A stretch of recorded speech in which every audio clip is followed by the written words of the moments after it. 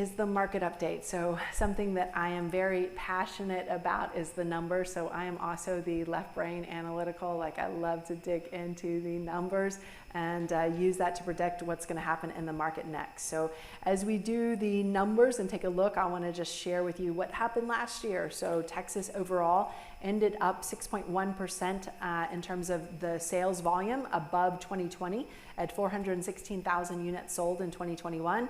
And the sales price was up 18.1% versus 2020 at $372,700. The full year forecast for 2022, I am very hopeful that our sales will be up 5%. Not as much as we were up last year, but still up above last year. We're going to have to pull out literally everything we've got to be able to get here, primarily because we have been in a low inventory situation for about the last 5 years, but it's really been compounded over the last 2 years. And also because we are in a very low inventory situation and a very high demand situation, because people are moving here from all over the country. This is such a great place to live. I expect those prices to be up 20%. So if you don't have a homestead, like if you're thinking about, I'm thinking about being a real estate investor, your first purchase needs to be that house, okay? With the lowest interest rates you can possibly get, or buying it subject to, right? Because that property value is going to go up at least 20% over the next year. So this is at the top part of this graph for those of you guys who are watching in person or online. For those of you guys who are listening, you'll just have to hear me walk through it. But for the top of this chart right here, you can see the sales price information, full year 2021, months of inventory, active listings, closed sales, etc. The bottom part of this chart details the forecast, what we expect to see for 2022. Again, sales up 5%. And the average price up 20%. Now, let's go ahead and break down some of the major markets here in Texas. In the Dallas market, I've got on the top part of the chart the sales for January. So January sales in Dallas were 412,000 for the average price, up 17% year over year.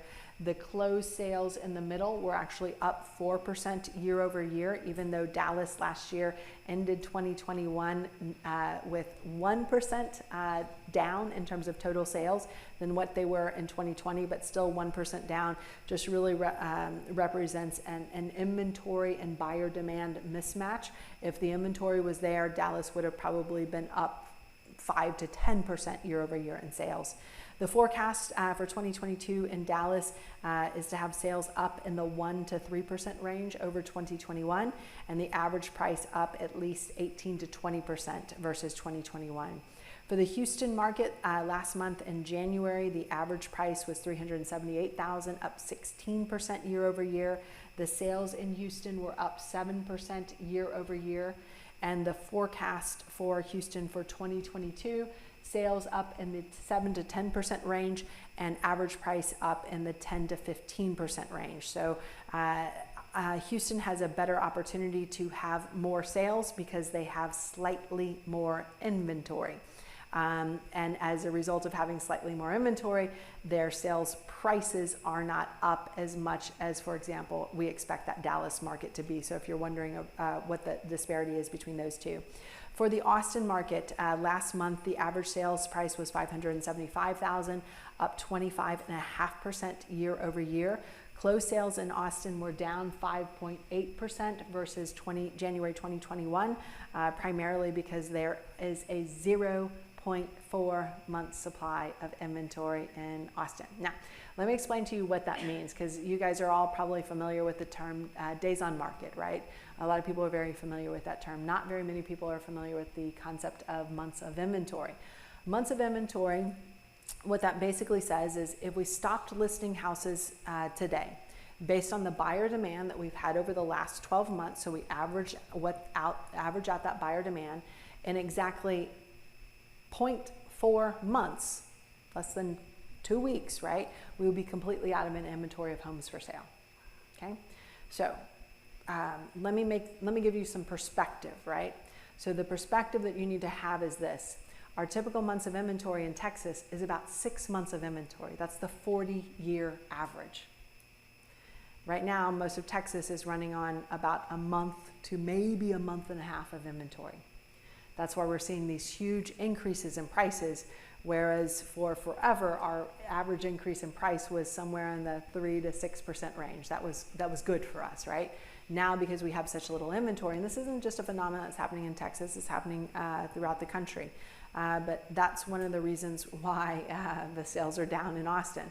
It's not that the market is, collapsing in Austin. It's just that there's no inventory of homes to sell in Austin right now.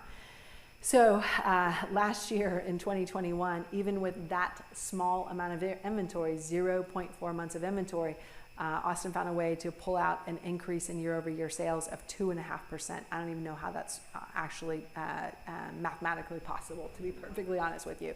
So the forecast for 2022 is, maybe they'll be up 2%, but it's still going to be a stretch. And the forecast for sales, again, I'm expecting Austin to be up in the 25 to 30% range, because even though we are building more houses, we built more houses in 2021 than what we built in 2020, we only built 10,000 more houses total in all of Texas, going from 2020 to 2021, which is we could have easily built and absorbed another 50,000 properties in Texas easily, and still not be at that 6-month supply of inventory.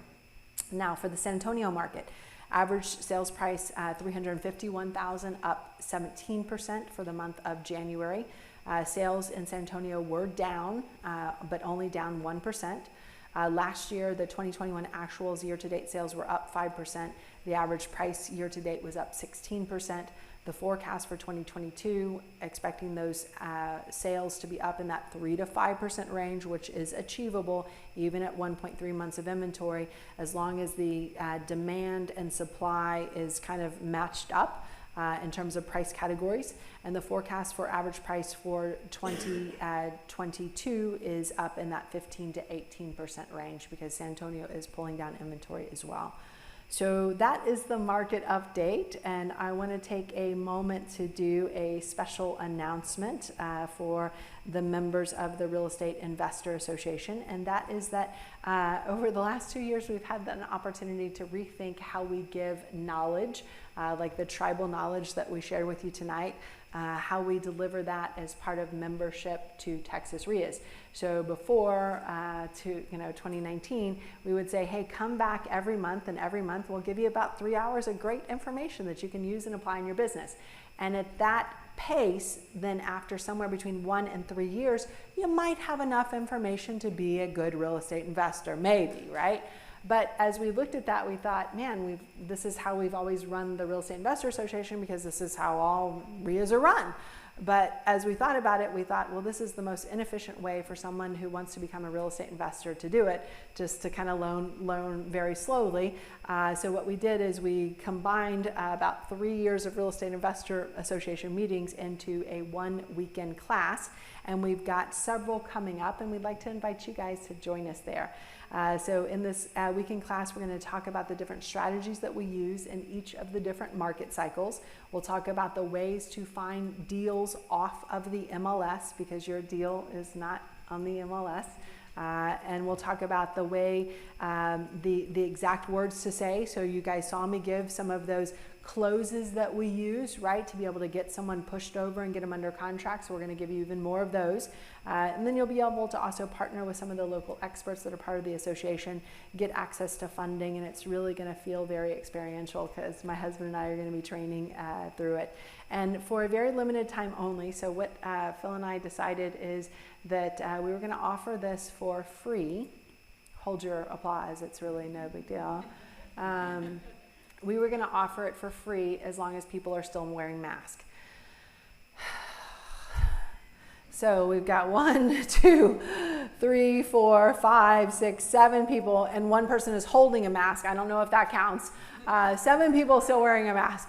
So at some point, it's probably going to be after March of this year. We're no longer going to be doing this for free. So if you're going to get signed up for it while it's hot, while people are still wearing masks, because I think after March, after people get signed up after March, we're going to stop doing it for free. We're going to go back to charging like we used to. But it was kind of on our hearts to be able to continue to give back to the community while this world is in a little bit of turmoil. So our next dates for our Real Estate Investor Association meeting is March 11th, 12th, and 13th. That's in Austin. It's at the Omni South Park. So it's one of the furthest south hotels in Austin. So it's perfect for people in San Antonio who want to join us there. If you can't make that date, we also have April 1st, 2nd, and 3rd in Dallas, and April 8th, 9th, and 10th in Houston.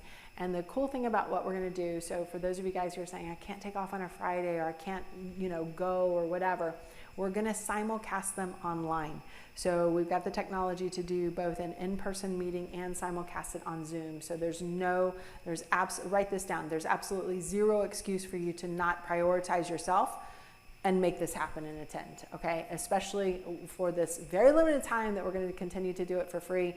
And I think you guys just purposely wore masks in here because you're like, oh, maybe we'll get something free if I wear a mask. Yes, it worked. Okay, you win. For those of you guys who are live and in person, click on this QR code. And for those of you guys who are new to the QR code concept, pull out your phones and pull out your cameras.